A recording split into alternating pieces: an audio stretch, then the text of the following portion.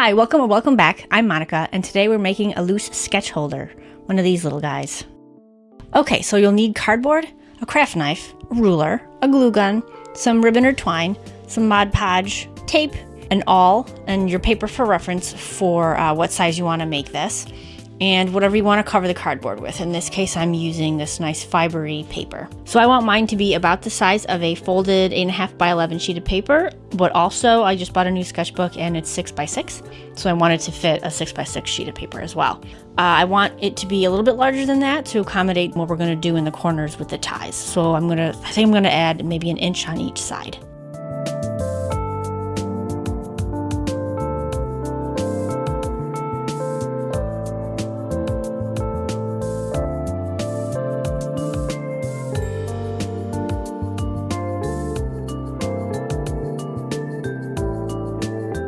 Now I'm going to figure out the height. I kind of want the papers to be a little like bended over the edge so that I can see them, so I don't forget about them, which is the whole point of this project. So I think I like it hanging out, I don't know, what is that, 1.25 inches, 1.5 inches-ish?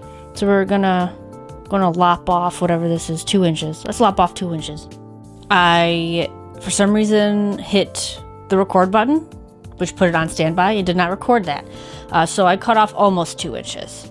It wasn't quite 2 inches. It was like 1 3/4 inches. And then now I'm going to do the sides and the bottom. And I think for the bottom, I just want it like 1 inch, 1.5 inches thick. I don't want it to be coming off of the wall too far. I don't want this to end up being just like a dump bin either.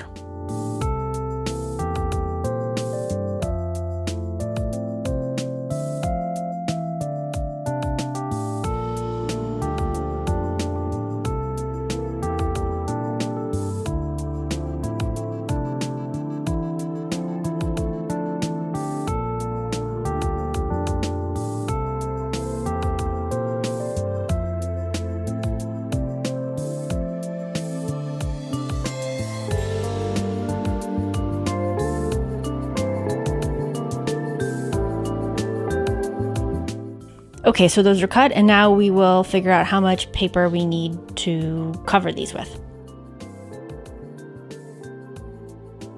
For the front side, I'm just going to do like bare minimum, kind of like a seam allowance situation, but for the back, because at a certain angle, I don't want to see the cardboard through the back, so I'm going to make it a little bit longer on the back side.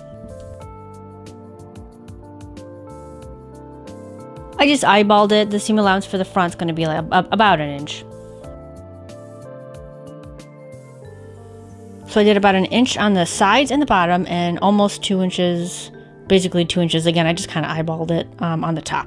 So when it folds over, I'm not going to see much, hopefully not any, of the cardboard underneath.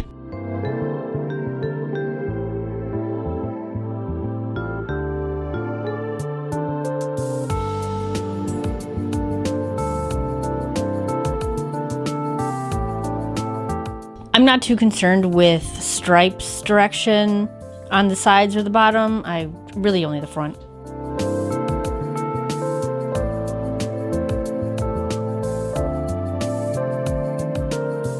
If you're wondering what is the point in doing all of this, Monica, it's because I'm trying to continue my efforts in being sustainable and not buying stuff that I could just make with stuff that I already have. And it being the holidays, I had a bunch of boxes left over, and I was like, I can do something with these. And for 2026, I wanted to really start getting my craft room more organized and get stuff off of the desk, so I had desk space and not like just little things in the corner of the desk all the time. To do that, I needed a cork board and a little something to hold papers. So, and I thought I could just do something with the cardboard, and sure enough, I was like, oh, I can make the little letter holder with the cardboard.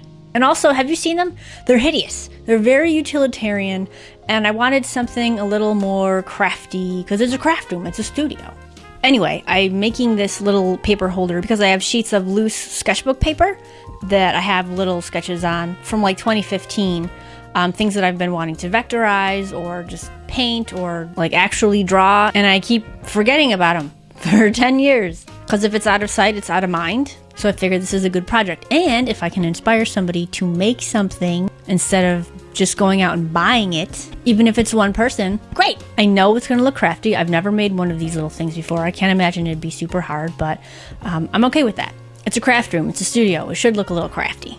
I think for a while, we all really liked those picture perfect, Pinteresty craft rooms where everything is white, but it's almost clinical, right? I mean, you go in there and everything's really nice and organized, but it doesn't scream creative. It doesn't scream inspired. I don't know how you can walk in there and feel like making anything, especially because everything is tucked away. It's almost too tidy and too clean. Or maybe I'm just a friggin' mess. I don't know.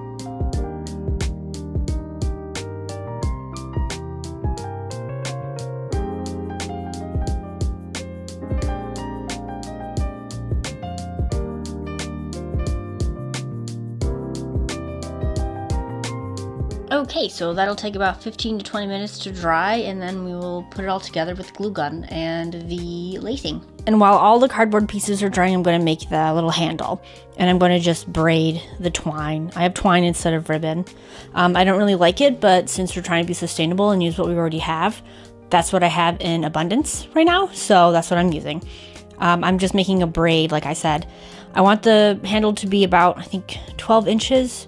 And I can never remember the ratio of how long you need something when you're braiding it because you need a little bit extra. So I made each strand 18 inches, and I'm hoping that that will be long enough.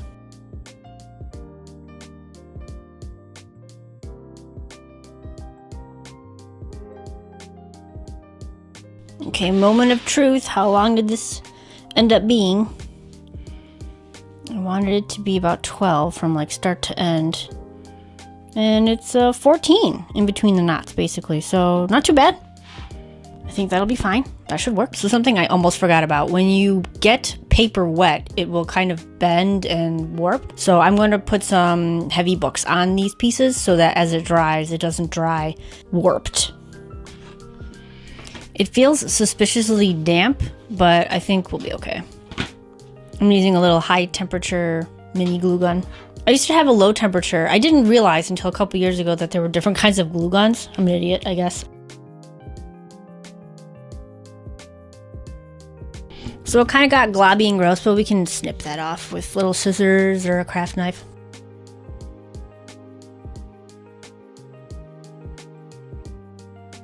So it appears my measurements were off because I didn't account for how it'll stick up from the bottom. Oh well.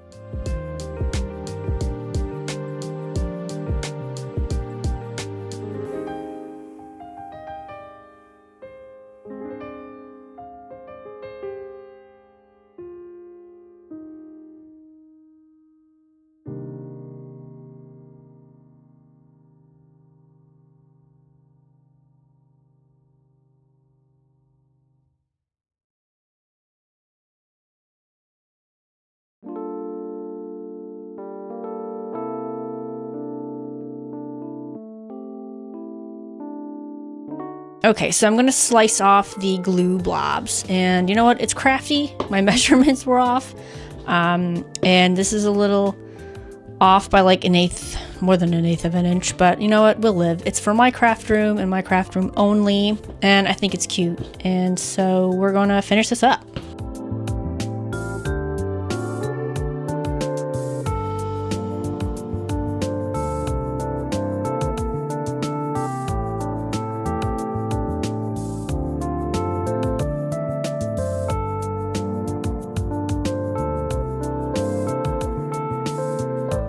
And now I undid the knots at the ends so I can make a hole and slip it through the hole on the other side. So I'm going to make a hole with the awl and then put this through and then re-knot it.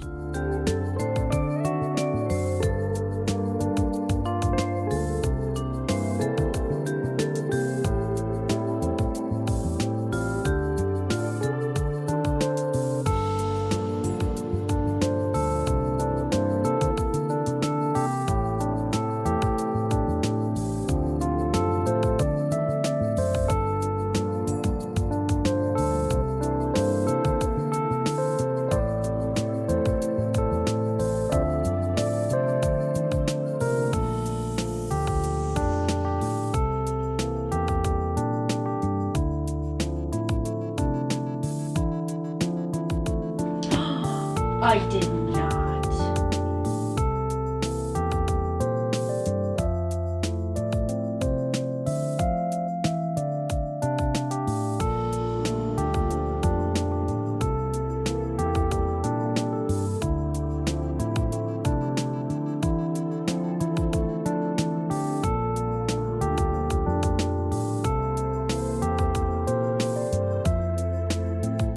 Okay, so you may have noticed that I originally put the tie on the wrong side because that's my life, but that's fine because we still need holes here. So I just flipped it around and just did it on the correct side.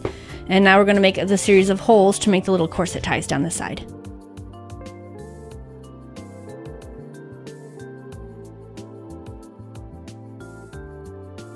Okay, so I already changed my mind immediately. We're just going to do little bows at the top because when I punch the holes in, it kind of creases a little bit, and I don't want there to be like tons of creases and wrinkles and stuff all the way down. So we're just going to do a simple little bow at the top, and that'll be that.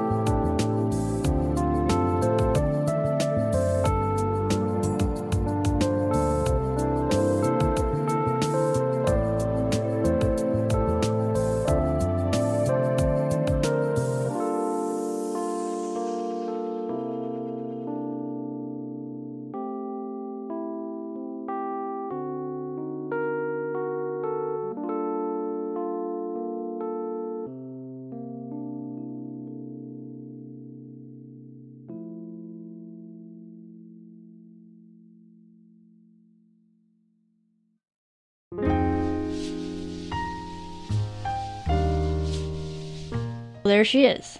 Is she super crafty? Oh yeah, she is crafty. Do I wish this didn't happen and that I was paying more close attention with the measurements? Yeah, of course. Am I gonna lose sleep over it? No.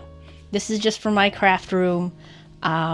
I kind of wish that I did something fun with the front, but then I would have had to wrestle with getting the paper to stretch over a curve, but I think she looks pretty fine. And I made it instead of going out and buying something. And I made it with stuff that I already have. I'm trying to make more things with my hands in 2026, and I think this is a pretty good start, all things considered. Okay, that's a wrap. Go make something. Until next time, bye.